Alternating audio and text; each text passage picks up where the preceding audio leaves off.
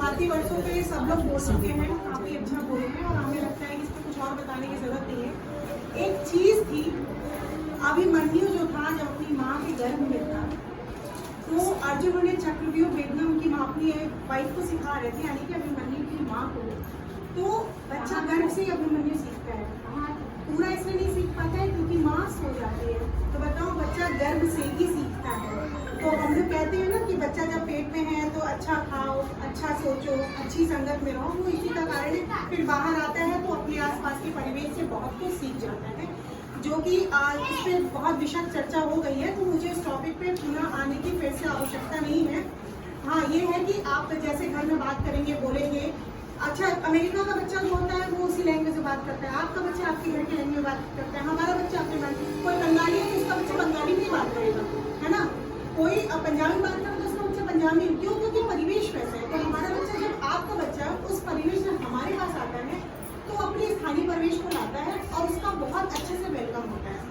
हम उसी की भाषा से उसको जोड़ते हुए फिर अपने तक लेकर आते हैं कि हाँ चलो बेटा ये चीज़ क्या है। जैसे मैम ने एक वर्ड दिया करिया, हमने करिया कहा, करिया यहाँ लिख दिया गया। भैया करिया क्या होता है? किसी बच्चे ने कहा मैम राई होता है, किसी बच्चे ने कुछ कहा, किसी बच्चे ने कुछ कहा, हम लोगों ने क्लियर किया इसका मतलब ये है। ऐसे भी हम लोग को ट्रेनिंग दी गई है। तो बच्चा जो बोलता है बस उसको बोलने दीजिए, जैसे यश मैम ने कहा उसको बस बोलने दीजिए, कभी किसी बच्चे को टोकिएगा नहीं, टोकिएगा नहीं। जो चीज़ रोकते रोकते भी बढ़ते हैं वही चीज़ आगे बढ़ती है, चाहे वो किसी भी चीज़ पे। हमारे यहाँ के समर कैंप पे 2 दिन का समर कैंप का आयोजन हो रहा है 28 और 29, आज है और कल। तो आज में क्या है, वृक्षारोपण, पौधे को लगाना है, ठीक है। हस्तशिल्प की चीजें हैं जो हम लोग बच्चों से करवा चुके हैं। अच्छा, वृक्षारोपण की जो बात आ रही है, क्योंकि इसमें यह है कि आगे भी कराना है, स्थानीय रीति रिवाज हो गए, भाषा हो गई। हाँ, अब हम लोगों ने कल सोचा है कि स्थानीय रीति रिवाज में सबसे अच्छा होता है कि बच्चों के जो लोक नृत्य होते हैं, जो गायन होता है, हमारे ख्याल से इसमें कजरी गाई जाती है ना, और हमारे ख्याल से कुछ बच्चों को आती भी होगी। कल हम सोच रहे हैं बच्चों से यही करवाया जाए, और अगर मम्मी लोगों को टाइम मिले तो 5-10 मिनट के लिए आ जाएंगी तो अच्छा लगेगा, क्योंकि बच्चों को रीति रिवाज से जोड़ना है। और रीति से सबसे ज्यादा कौन जोड़ता है बच्चों को? तो उसकी माँ जोड़ती है। होली है, हमने गुजिया बनाई, बच्चा पेट से नहीं जानता था, मम्मी गुजिया बना रही हो, होली आ रही है क्या, होली है क्या, ऐसे बोलते हैं ना। दिया दिवाली के लिए दिए का आप लोग ईद के लिए सेवैयां बनाते हैं, है ना। तो ये सब चीजें हैं, ये सब हमारी रीति रिवाज है, परंपरा है, इन्हीं सब चीजों को हम लोग को बच्चों को सिखाना है। एक गढ़वाल में परंपरा है मैथी परंपरा।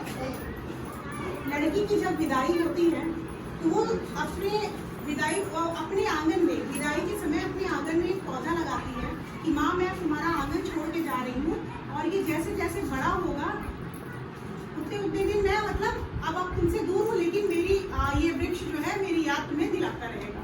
तो मैं ये कहती हूँ कि भाई हम ये नहीं कहेंगे कि बच्चों की विदाई हो तभी आप करवाइए, अपने बच्चे के जन्मदिन के दिन, है ना, एक तुलसी का ही पौधा लगाइए, या गेंदे का ही लगाइए, गुलाब का लगाइए, या नीम का लगाइए, केले का लगाइए, पीपल का, जिसका आपके पास स्पेस है वो लगाइए, ठीक है। बच्चे के बर्थडे पे एक काम तो जरूर करिए। और उसी से और दूसरी चीज, जो बॉटल आजकल स्प्राइट खूब पी रहे हैं ना, देखिए मैं उसको क्राफ्ट की चीजें यहाँ सिखाई जाएंगी, उसके गमले बनवाइए। कहते हैं हमारे घर में स्पेस नहीं आती है, खिड़कियाँ है ना, खिड़कियों पे टंगवाइए, मनी प्लांट लगा दीजिए, ऑफिस टाइम में फूल होता है, लीली होते हैं, कोई भी छोटे छोटे फूल जो है वो सब लगवाइए। एक चीज मैम ने कहा कि बच्चों के पास, बच्चा अपने पापा के पास ज्यादा रहता है और ट्यूशन लगवाए, बहुत अच्छी बात है। बच्चा अपने पापा के पास रहता है, माँ के पास रहता है, बच्चे का पूरा विकास तभी होता है जब उसको परिवार के हर एक सदस्य का प्रेम मिले। ट्यूशन लगवाए, ये भी अच्छी बात है, चाहिए एक्स्ट्रा ध्यान दिया जा रहा। हम क्या करते हैं, अपने बच्चे की ग्रोथ के लिए स्कूल भेज दिए, ट्यूशन भेज दिए, जिनके पास है वो 1-2 एक्टिविटी क्लास करा देते हैं, 1-2 हॉबी क्लास करा दे रहे हैं। हम कितना समय अपने बच्चे को दे रहे हैं? हम खुद अपने बच्चे को कितना समय दे रहे हैं? कितने दिन बाद कहें कि हाँ बेटा ये चलो गैस चूल्हा, आज चलो हम किचन खेलते हैं, या चलो आज बॉल करते हैं, या चलो हम योग कर रहे हैं तो हमारे साथ योग करते हैं, प्राणायाम करते हैं, या दौड़ लगाते हैं, या चलो आज आंगन की सफाई करते हैं। कितने दिन हमने अपने बच्चे को हर एक हॉबी क्लास करा दी, पर क्या अपने बच्चे को अपने साथ क्या समय दिया? नहीं दिया। मम्मी आज क्या कर रही? अरे तुम जाओ घर की सफाई कर रहे, तुम जाओ करो। क्यों भैया? सफाई करने आओ, तुम भी आओ, गिरोगे, सीखोगे, कुछ नहीं सीखोगे, मेरे साथ रहोगे। और बच्चा जब माँ के साथ रहता है ना, तो जितना अच्छा विकास करता है ना, उतना कहीं भी विकास नहीं कर सकता। तो अपने साथ अपने बच्चों को जरूर रखिए। आपको मैं मैडम कह रही हूँ, ट्यूशन वाली बहुत अच्छा की है। और घर पे जैसे आता है तो उसको कहिए कि क्या पढ़े हो, अच्छा पहाड़ा पढ़े हो, अच्छा मुझे तो नहीं याद है, मुझे तो गिनती नहीं आती, झूठ मूठ का कह दीजिए मुझे नहीं आती, वो आपको सिखाएगा।